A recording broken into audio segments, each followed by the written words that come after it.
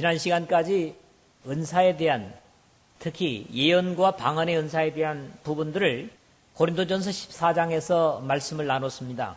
오늘부터 부활의 말씀을 나누게 되겠는데, 당시에 고린도 교회의 신앙적인 문제는 그리스도의 부활에까지도 상당히 어려움을 겪고 있었던 것으로 그렇게 보입니다. 이 15장이 그러한 의문들에 대한 답변드림을 볼 때 이 21세기에 과학의 시대보다도 더 부활에 대한 이해에 어려움을 가지고 있었던 것 같고요. 이것은 당시 그 수많은 우상숭배의 다른 종교들이 있었음에도 불구하고 역시 부활에 대한 신비를 이야기하는 종교는 없었다고 하는 것을 증거해 주기도 합니다. 그래서 부활은 유독 우리 예수 그리스도께만 있었던 역사이고, 또 우리 그리스도의 피로 성도된 하나님의 백성들만이 거론할 수 있는, 종교라고 하는 이름을 붙인다고 해도 최고의 영광이고 가치라고 하는 사실을 우리가 생각할 수 있습니다. 바울 사도는 우리 주 예수 그리스도의 부활에 대해 긴 글을 시작하면서 오늘 우리가 읽은 부분에서부터 벌써 호소력 있는 원칙을 가지고 주님의 부활을 논리적으로 전개해 가는 것을 봅니다. 오늘 읽은 이 부분도 세 부분으로 말씀을 나눌 수가 있겠는데, 그 첫째는 예수 그리스도의 죽음과 부활이 성경에 예언된 근거에 의해서 이루어진 것이라는 성경대로 라는 사실을 확인하고 있어서, 이것은 사람들의 이론이나 환상이 아닌 이미 창조주 하나님에 의해서 예언된 약속이 이루어진 것이라는 가르침입니다. 두 번째 주장은 예수 그리스도의 부활은 단순히 한두 사람이 십자가에 죽은 주님에 대한 안타까움으로 환상 중에 본 한 구석에서 이루어진 것이 아니라 사도들은 물론이고 한꺼번에 500여 명이 넘는 사람이 부활하신 주님을 목격했다고 하는 객관적인 사실을 증거하고 있습니다. 세 번째는 무엇보다도 이렇게 성경과 그것을 직접 보고 경험한 사람들의 객관적인 검증 위에 자신이 직접 만나뵌 주관적인 경험을 고백함으로써 완벽한 사실이라고 하는 것을 고린도 교회와 오늘 우리들에게 증거하고 있습니다. 사실 이렇게 신앙이라고 하는 것이 세 가지로 나타날 때 완벽할 수 있다, 그렇게 확신을 할 수가 있죠. 성경의 예언과 성취, 그리고 역사 속에서 많은 사람들에 의해서 경험된 객관성 위에 자신이 확인한 주관적인 경험이 되지 못하면 그것은 바른 신앙이 될 수 없습니다. 오늘 여러분들에게 궁극적으로는 성경에 나타난 부활의 이야기, 그리고 이 역사 속에 오늘 우리 시대까지 수많은 사람들이 감격했던 그 부활, 그것을 여러분 각자가 자신의 것으로 경험하지 못한다면, 다른 사람에게는 영광이 있고 기쁨이 있다고 할지라도 역시 여러분 자신들에게는 별로 가치를 갖지 못할 것이다, 그런 것을 생각하게 합니다. 바로 예수 그리스도의 구속의 역사인 십자가가 각 사람에게 적용되는 이치도 이와 같아야 한다고 믿습니다. 성경이 약속하지 않은 것은 믿음에 있어서 호소력을 가질 수 없고, 그것이 수많은 신앙의 사람들 속에서 확인되고 그 경험을 바탕으로 나의 신앙이 되어야 구원이 완성되는 것을 말씀하고 있는 겁니다. 여기서 세 가지 중 한 가지만 없어도 바른 신앙으로 인정하기가 어렵습니다. 오늘 같은 원리에서 신앙하는 여러분 모두가 바울 사도와 같은 고백 속에서 하나님의 자녀됨과 그리스도의 제자로서의 약속이 각자에게 검증되는 믿음의 사람들이 되시고, 이 부활의 장을 마무리할 즈음에는, 아니 오늘 이 서두의 말씀을 마무리하면서 적어도 부활에 대해서는 확신을 다시 확인하는 그런 여러분 모두가 되시기를 주님의 이름으로 부탁을 드립니다. 이미 서론에서 말씀드렸던 세 가지 내용을 이제 부분적으로 나누도록 하겠습니다. 첫 번째는 성경을 성취하신 그리스도의 죽음과 부활입니다. 1절에서 4절이죠. 증거된 하나님의 말씀이 단순히 들음으로 끝나는 것이 되어서는 안 됩니다. 바울 사도는 형제들아 내가 너희에게 전한 복음을 너희에게 알게 하노니 그렇게 1절 첫 부분에서 증거를 합니다. 물론 먼저 완벽하게 알고 믿는 것은 불가능합니다. 처음부터는 불가능합니다. 믿음으로 알아지는 것이 복음의 이치이지만 그럼에도 계속 하나님의 백성으로 거듭나고 들음에도 알게 되지 못한다면 그것도 분명히 문제가 있습니다. 그러나 고린도 교우들을 향하여 바울은 다시 말하기를 이는 너희가 받은 것이요 또 그 가운데 선 것이라 그랬습니다. 고린도 교우들도 이미 복음을 받아들였고 그런 덕택에 그 복음 가운데 서 있음을 바울 사도가 인정하고 있습니다. 우리가 흔들림 없이 하나님의 말씀 위에 복음 위에 선다고 하는 것 자체가 굉장히 중요하지요. 그런데 이거는 복음에 견고하게 설 수 있는 건 우리가 하나님의 진리를 들음으로 가능하다고 하는 그런 원리들을 보게 됩니다. 그러나 여기서 바울 사도는 다시 확인하기를 너희가 만일 내가 전한 그 말을 굳게 지키고 헛되이 믿지 아니하였으면 그로 말미암아 구원을 얻으리라. 2절에 오늘 우리의 신앙의 경계를 주고 있습니다. 이 앞부분에서는 복음 가운데 우리가 서 있다면 바울로부터 전해 들은 교훈을 굳게 지켜야 한다고 하는 당부를 주는 겁니다. 여기 굳게 지키다라고 하는 말이 어원상으로 뭘 얘기하느냐 하니까 꽉 잡다, 놓치지 않고 붙들다 이런 얘기입니다.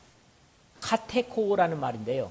그렇기 때문에 하나님께서 은혜로 거저 주신 구원을 우리는 꽉 붙잡아야 된다. 붙들어야 된다. 이런 말씀이거든요. 그래서 히브리서 기자는 3장 14절에서 이렇게 말씀을 합니다. 우리가 시작할 때에 확신한 것을 끝까지 견고히 잡고 있으면 그리스도와 함께 참여하는 자가 되리라 그랬습니다. 그렇습니다. 구원은 거저 주셨지만 우리는 이 구원을 견고히 잡을 필요가 있습니다. 그러면서 뭐랍니까? 2절 하반절에 헛되이 믿지 아니하였으면 그로 말미암아 구원을 받으리라 그랬습니다. 우리는 분명히 믿음으로 구원을 얻었다고 확신하고 있고 믿음으로 말미암아 구원을 얻는다는 원리도 같은 바울 사도가 증거한 것입니다. 에베소서 2장 8절을 보죠. 너희는 그 은혜에 의하여 믿음으로 말미암아 구원을 받았으니 이것은 너희에게서 난 것이 아니요 하나님의 선물이라 그랬거든요. 그런데 여기서는 역시 그 바울, 그 말을 한 믿음으로 구원 얻는다고 하는 그 바울 사도께서 믿음에 대한 경계를 주고 있습니다. 헛되이 믿지 아니하였으면 이라는 경계입니다.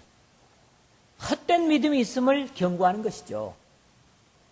믿음으로 구원을 얻는데 구원을 얻지 못할 헛된 믿음이 있다고 하는 것을 전제로 해서 헛되이 믿지 아니하였으면 이라는 경계를 주고 있는 겁니다. 헛된 믿음이 아니라 하나님께서 주시고 하나님께서 허락하신 그것을 굳게 잡고 있는 사람들이 그로 말미암아 구원을 받으리라는 약속이 따라 있음을 보게 됩니다. 이 첫 부분에서 두 번째 중요한 확인은 그리스도의 죽음과 부활이 성경의 예언, 즉 약속을 따른 것임을 증거합니다. 내가 받은 것을 먼저 너희에게 전하였노니 3절에 그랬고요. 무엇보다도 남으로부터 전해드린 것이 아니라 바울 사도 자신이 받은 것을 우리에게 전한다고 고백하고 있습니다. 남에게 전해 들은 것보다도 자신이 직접 받은 것이 호소력이 있습니다. 남에게 100번 듣는 것보다 내가 직접 만나는 것이 뭐예요? 백문이 불여일견이라 만나보는 겁니다. 보는 게. 글로 읽고 전달받는 것보다도. 그래서 바울 사도는 지금 내가 받은 것을 너에게 전달하고 있다. 이렇게 고백을 하는 거지요. 그게 뭡니까? 이는 성경대로 그리스도께서 우리 죄를 위하여 죽으시고 장사 지낸 바 되셨다가 3절 하반절에서 4절 첫 부분을 보면 그렇죠. 성경대로 그리스도께서 우리 죄를 위해서 죽으셨다는 겁니다.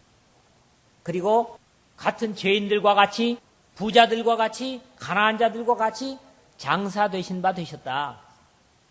이것은 성경이 어디에서 기록을 합니까? 먼저는 사람이 에덴에서부터 범죄하고 에덴에서 쫓겨나면서 하나님께서 주신 약속이죠. 내가 너로 여자와 원수가 되게 하고 내 후손도 여자의 후손과 원수가 되게 하리니 여자의 후손은 내 머리를 상하게 할 것이요 너는 그의 발꿈치를 상하게 할 것이니라. 창세기 3장 15절입니다. 그렇습니다. 뱀으로부터 상함을 받는 인간의 범죄를 다시 회복하기 위해서 이런 원리를 창세기 3장 15절부터 말씀을 하고 있고요. 특히 예수님에 대한 메시아를 예언하면서 이사야서 53장 전체가 그렇습니다만 7절 9절을 보면 그가 곤욕을 당하여 괴로울 때에도 그 입을 열지 아니하였으며 마치 토수장으로 끌려가는 어린 양과 털 깎는 자 앞에 잠잠한 양같이 그 입을 열지 아니하였도다. 그가 곤욕과 신문을 당하고 끌려갔으니 그 세대 중에 누가 생각하기를 그가 산자의 땅에서 끊어짐은 마땅히 형벌받을 내 백성의 허물을 인함이라 하였으리요. 그는 강포를 행치 아니하고 그 입에 괴사가 없었으나 그 무덤이 악인과 함께 되었으며 그 묘실이 부자와 함께 되었도다. 그렇게 기록을 하고 있습니다. 이렇게 이미 예수님께서 이 땅에 오셔서 온 백성 우리를 위해서 죽으시고 장사 지낸 바 되었다가 부활하실 것에 대한 죽으실 것을 약속하는 내용을 먼저 우리가 여기서 확인을 하는 겁니다. 부활 후에 엠마오로 가는 두 제자들과 처음에는 그 두 제자들이 예수님인 줄조차도 몰랐지만은 두 제자에게 예수님께서 이 사실을 증거하는 내용이 누가복음 24장 26절 27절에 나옵니다. 그리스도가 이런 고난을 받고 자기의 영광에 들어가야 할 것이 아니냐 하시고 이에 모세와 모든 선자의 글로 시작하여 모든 성경에 쓴 바 자기에 관한 것을 자세히 설명하시니라 그랬다고. 예수님 자신께서 죽고 사실 것에 대한 성경의 기록을 처음부터 끝까지 이 예수님을 알아보지도 못하는 두 제자에게 설명을 하셨다는 말씀입니다. 이렇게 기록을 함으로써 구약의 많은 부분이 그리스도의 죽음과 부활을 확인해주고 있음을 친히 증거해주고 있습니다. 성경대로 사흘 만에 다시 살아나사 4절 하반절 그랬는데 이것은 구약 성경에 시편 16편 10절에 이는 내 영혼을 음부에 버리지 아니하시며 주의 거룩한 자로 썩지 않게 하실 것임이니라 하는 예언에 대한 성취죠. 음부가 뭡니까? 무덤입니다. 죽음입니다. 그리스도의 대속의 죽음과 부활은 구약 성경의 중심을 이루고 있습니다. 모세의 이야기, 다윗의 이야기, 엄청난 많은 사람들의 이야기가 있지만 그 중심은 뭐냐? 예수 그리스도께서 이 땅에 오셔서 우리 죄를 위해서 죽으시고 부활하실 것에 대한 논리가 그 중심에 흐르고 있다고 하는 사실을 우리가 확인하는 것이죠. 그러므로 예수 그리스도의 죽고 사심이야말로 모든 사람이 하나님 앞에 변명할 수 없는 증거입니다. 내가 그리스도와 그 부활의 권능과 그 고난의 참여함을 알고자 하여 그의 죽으심을 본받아 어떻게 해서든지 죽은 자 가운데서 부활에 이르려 하노니 이미 하나님의 엄청난 일을 감당하는 바울조차도 나는 부활에 이르려고 애를 쓴다. 그러기 위해서 뭘 한다고요? 그의 죽으심을 본받는다고 얘기하는 거예요. 빌립보서 3장 10절에서 11절의 말씀인데요. 그렇기 때문에 이 원리, 죽음이 있어야 부활이 있다고 하는 약속이 바로 성경적인 약속입니다. 그러면 여기 우리의 죽음이 뭡니까? 주님의 복음을 위해서 죽는 것도 되겠지만 우리가 주님을 섬김에 있어서 희생하는 것, 죽음이죠. 겸손한 것, 앞에 나서지 않고 겸손한 것, 이것도 죽음입니다. 헌신하는 것도 죽음입니다. 즉 자신을 부인하는 모든 것들이 다 죽음입니다. 모든 세상 사람들은 그렇게 살려고 하지 않거든요. 그래서 예수님께서 뭐랍니까? 누구든지 나의 제자가 되려고 하면 자기를 부인하라. 그리고 자기 십자가를 지고 나를 따라 자기를 죽이면서 나를 따르라는 얘기입니다. 그렇기 때문에 성경이 우리에게 가르치는 것은 부활을 사모하느냐? 그렇다면 죽어라. 이 말씀이거든요. 그런데 안타까운 것은 우리 많은 사람들의 이기심은 죽지 않고 부활에만 욕심을 낸다는 사실입니다. 그러나 분명히 아십시오. 성경이 가르치는 교훈은 죽지 않으면 부활이 없습니다. 이것은 분명한 성경의 교훈입니다. 성경대로 죽고 성경대로 사는, 죽고 사는 이 약속에 이 말씀을 듣는 여러분 모두가 참여할 수 있기를 주님의 이름으로 축복드립니다. 두 번째 내용은 5절에서 8절입니다. 수많은 사람들이 예수 그리스도의 부활을 육신의 눈으로 직접 목격했다는 겁니다. 봤다는 것이죠. 그래서 이것은 바울 사도 개인만이 지금 주장하는, 여기서 있는 이종배만이 증거하는 그런 얘기가 아니라 수많은 사람들이 보고 확인한 객관성입니다. 객관성이라는 게 그런 거죠. 나만 고집하고 나만 생각하고 있는 것이 아니라 다른 사람들이 더불어 증거하는 게 뭐냐? 객관적이라는 겁니다. 부활하신 후 주님을 뵌 사람들은 장사 지낸 무덤을 지키고 앉아있던 막달라 마리아와 다른 마리아로부터 수없이 많은 그의 사람들에게 나타나셨습니다. 부활 후 40일간 이 지상에 주님께서 나타나셨죠. 그때까지만도 전혀 주님을 믿지 못하고 반대편에 서 있었던 바울 자신에게까지 나타나셔서 자신의 인생을 뒤집어 주신 사실까지도 바울은 증거를 하고 있는 것입니다. 여기 보면 대개 6번의 나타남만을 바울이 증거하는데, 첫째는 누굽니까? 게바에게, 베드로죠. 그 다음에 12제자. 지금 가룟 유다는 예수님을 팔고 자결해서 죽었습니다. 근데 12제자라고 하는 것은 바로 예수님의 사도들에 대한 별명입니다. 그 다음에 500여 형제에게 일시에 보이셨다. 이 500여 형제에게 일시에 보이신 것은 어디에 정확하게 나타나진 않지만은 우리가 성경을 통해서 그래도 이해할 수 있는 게 뭡니까? 예수님께서 승천하실 때 제자들과 함께 모였던 사람들이 아니겠는가? 왜? 갈릴리 사람들아, 왜 하늘을 우러러 보느냐? 너희 가운데 하늘로 올리우신 예수님은 너희들이 본 그대로 다시 오실 것이다. 이렇게 증거했을 때가 아니었었겠는가? 이렇게 짐작을 합니다. 그 다음에 야고보에게 보이셨으면 했는데, 야고보는 예수님의 제자 야고보가 아닙니다. 예수님이 십자가에 달리기 전까지도 주님을 믿지 못했던 육신의 혈육의 동생 야고보입니다. 그 다음에 모든 사도에게 보이셨다 했는데, 여기 모든 사도라고 하는 거 12제자라고 하는 말하고 같은 의미 같지만은 조금은 차이가 있어요. 왜냐하면 사도행전 14장 1절에서부터 보면 14절까지 바나바와 바울을 사도라고 하고 있기 때문입니다. 그래서 적어도 사도의 대열에 참여한 모든 사람들에게는 주님께서 부활의 주님으로 보이셨다, 이것을 말씀하는 것이고, 그 다음에 마지막으로는 내게도 보이셨느니라. 여러분, 여러분들의 믿음의 눈으로 내게도 예수님의 부활을 목격할 수 있는 그런 사람들이 되시길 바랍니다. 특히 만삭되지 못한 자 같은 나라고 그랬어요. 이게 뭡니까? 칠삭둥이 7개월 만에 났다. 뭔가 모자라게 난 나 같은. 그걸 얘기할 때 뭐예요?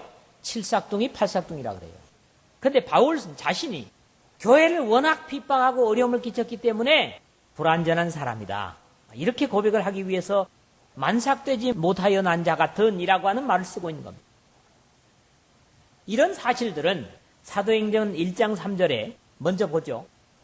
그가 고난받으신 후에 또한 그들에게 확실한 많은 증거로 친히 살아 계심을 나타내사 40일 동안 그들에게 보이시며 하나님 나라의 일을 말씀하시니라.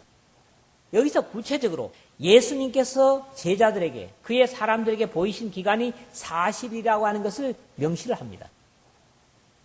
그리고 다시 이제 베드로가 모든 백성에게 하신 것이 아니요 오직 미리 택하신 증인 곧 죽은 자 가운데서 부활하신 후 그를 모시고 음식을 먹은 우리에게 하신 것이라. 사도행전 10장 41절에 그렇게 증거를 합니다. 그런데 주님께서 부활하심에 있어서 대략적으로 정리해보면 한 4가지 정도로 우리가 이것을 이해할 수가 있습니다. 첫째는 부활하신 주님은 나타나실 때마다 그 본 대상의 수가 같지 않다는 겁니다. 어떨 때는 마리아야, 그때는 마리아 혼자 있잖아요. 또 아까 얘기한 대로 엠마오로 갈 때는 2제자였죠. 그리고 11제자가 문을 걸어 잠그고 두려움에 떨고 있는 그 가운데 오셔서 너희들에게 평강이 있을지어다 그러셨다고요. 그러니까 예수님께서 부활하시다 나타나신 것들이 꼭 같은 수에게만 나타나지 않았다는 겁니다. 두 번째로는 주로 주님과 살아 계실 때 잘 아는 사람들에게 나타나셨다는 거지요. 왜 그렇겠어요? 부활하신 주님의 몸으로 주님을 알지 못했던 사람들에게 나타나셨어도 그들은 주님을 인정하지 않을 것이기 때문에 주님을 잘 아는 사람들에게, 특히 도마에게, 도마가 믿지 못했다고 하니까 너는 내 옆구리에 손을 넣으며 내 못자국에 손가락을 넣어보고 믿음이 없는 자가 되지 말고 믿는 자가 되라. 그랬지 않습니까? 그렇습니다. 살아생전 주님과 깊은 관계를 맺었던 사람들에게 주님은 주로 부활하신 후에 나타나셨다. 세 번째는 그럼에도 불구하고 전혀 반대편의 불신자에게도 나타나셨어요. 바울 같은 사람이죠. 그런데 그 반대편의 불신자에게 나타난 경우를 바울에게서 본다면 뭡니까? 그의 인생을 완전히 뒤집어 놓는 주님의 부활이 이런 역할을 했다는 거죠. 무엇보다도 주님께서 나타나셔서 아까 말씀을 드렸습니다마는 부활을 보지 못하고 믿는 자가 더 복이 있다. 그렇게 도마에게 말씀하셨어요. 그러면 육신의 눈으로 보지 않고 영적인 눈으로 보는 사람이 더 복이 있다는 얘기죠. 그렇기 때문에 우리의 믿음의 눈으로 주님의 죽으심이 내 때문이라고 하는 것을 볼 수 있어야 되고 부활이 나를 의롭다 하심을 위해서라고 하는 사실을 볼 수 있는 그런 어떤 이치를 우리가 생각할 수가 있는 것입니다. 요한복음 20장 29절에 도마에게 주님께 직접 하셨던 말씀이죠. 예수께서 이르시되 너는 나를 본고로 믿느냐 보지 못하고 믿는 자들은 복되도다 하시니라. 도마가 창에 찔린 옆구리에 손을 넣어보고 못 박혔던 손에 손가락을 넣어보고 그리고 나의 주여 나의 하나님이십니다. 그랬거든. 도마가니까 야 이 녀석아 너는 확인해야 믿느냐? 보지 못하고 믿는 사람이 더 복이 있다. 그러니까 예수님의 부활을 직접 육신의 눈으로 목격하지 못하고 주님을 믿는 여러분들이 예수님의 제자인 도마보다도 더 복 있는 사람들입니다. 확실한 거예요. 그리고 특히 이 객관적인 사실에 있어서 중심이 되는 것은 500여 형제에게 일시에 보이셨나니 그 중에 지금까지 대다수는 살아있고 대다수라는 말 여러분 어렵지 않죠? 500명 예수님 봤는데 대다수가 살아있다고 할 때는 뭐예요? 더 많은, 매우 많은, 대부분 그런 말이에요. 바울 사도가 이 글을 쓰고 있을 때까지도 주님을 함께 배웠던 사람들 중에 대부분이 살아있었다는 이야기입니다. 그리고 그들도 바울의 말을 입증해 줄 것이라고 하는 의미를 이 말씀에서 우리가 이해하게 됩니다. 누구든지 부활을 확신한다면 인생을 좀 더 능력 있게 살고 어떤 고통이나 위기와 죽음까지도 두려워하지 않는 사람들이 될 것입니다. 이만큼 부활은 확신하는 우리의 삶에 엄청난 좋은 결과를 가져옵니다. 부활이 있다고 하면 죽는 걸 겁내겠습니까? 부활이 있다고 하면 몸이 상해서 문드러져도 걱정할 사람이 없을 것입니다. 그런데 안타까운 것은 예수님을 믿으면서도 부활을 믿지 못하는 그런 부류의 사람들인 거지요. 죄송하지만 그런 사람들은 불쌍한 사람들입니다. 여러분 모두가 부활을 여러분의 믿음의 눈으로 확신하고 바울처럼 예수님의 부활을 목격한 후에 그의 인생이 뒤집히는 놀라운 그런 능력과 권능과 소망의 삶이 되시기를 주님의 이름으로 축원을 드립니다. 세 번째 마지막으로 9절에서 11절입니다. 바울 사도 자신의 부활하신 주님과의 만남을 고백하는 겁니다. 여태껏 이야기를 했죠. 성경이 증거하고 여러 역사 속에 사람들이 증거하고 부활을 직접 나중에 만난 바울이 증거하고 그렇다고 할지라도 바울처럼 자신을 위한 부활로 믿지 못하고 믿음의 눈으로 보지 못한다면 그 사람에게는 가치가 없다는 얘기입니다. 이 부활의 주님 앞에 한없이 작아지는 바울 사도의 겸손을 우리가 봅니다. 그는 사실 다메섹에서 부활하신 주님께 주여 누구십니까? 사도행전 9장 5절에 그랬잖아요. 이런 두려운 질문을 하기 전까지는 철저하게 교회의 핍박자요 예수도의 반대자였었습니다. 그러나 누구보다도 예수도의 부활의 사실 때문에 인생이 뒤바뀌고 마음을 고쳐먹은 사람이기 때문에 이러한 고백은 호소력이 있습니다. 나는 사도 중에 가장 작은 자라. 나는 하나님의 교회를 박해하였으므로 사도라 칭함받기를 감당하지 못할 자니라. 앞에서도 사도에 관한 얘기를 했습니다만 사도가 어떤 겁니까?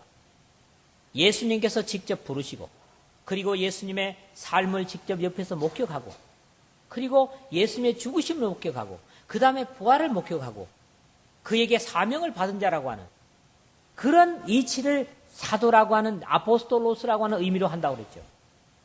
근데 바울은 여기에서 결코 모자라지 않다는 거죠. 예수님께서 살아생전에 불림을 받지 못했지만 부활 후에 예수님으로부터 직접 불림 받은 사람이 바울이거든. 그렇습니다. 누가가 기록하는 사실 속에서 이게 확인됩니다. 사도행전 8장 3절에 보니까 사울이 교회를 잔멸할 새 각 집에 들어가 남녀를 끌어다가 옥에 넘기니라 그랬습니다. 이때는 아직 이름이 가장 큰 자라고 하는 사울이었죠. 근데 이 사람이 예수님 만나고 이름이 바뀌었어요. 작은 자로 뒤집혔습니다. 그리고 부활을 거짓이라고 증거하던 이 사람이 예수님의 부활을 증거하는 자가 되었단 말이죠. 이만큼 부활을 아는 것, 확인하는 것은 사람의 운명을 바꾸는 놀라운 능력이 있다고 하는 것을 보는 겁니다. 그럼에도 어떤 사도보다 더 수고한 바울의 고백을 듣습니다. 오늘 10절이죠.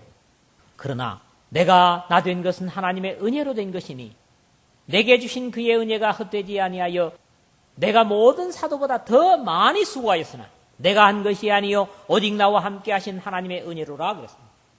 그렇죠. 베드로가 보면 사도행전 11장까지 주도적인 역할을 합니다. 수고를 많이 하죠.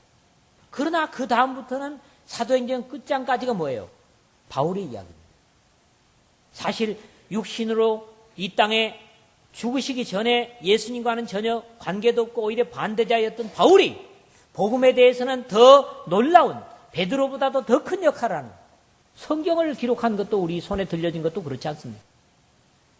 이것은 주님의 일을 감당하는 모든 자들의 고백이 되어야 됩니다. 이 오늘 10절의 말씀이 말이죠. 적어도 주님을 일을 하는 사람이라고 하면 이런 고백으로 주님의 일을 해야 됩니다. 그게 뭡니까? 내가 나 된 것은 하나님의 은혜로 된 것이니 이것은 뭐예요? 자신의 역할에 대해서 내가 역할하는 것은 내가 가능한 그런 인물이 아니라 하나님께서 은혜로 선물을 주셨기 때문이다. 이렇게 고백하는 것이고 두 번째는 내게 주신 그의 은혜가 헛되지 아니하였다 하는 것은 뭡니까? 자신이 업적에 대해서 내가 한 것이 아니다. 하나님께서 나를 사용해서 은혜로 하신 역사다 이거죠.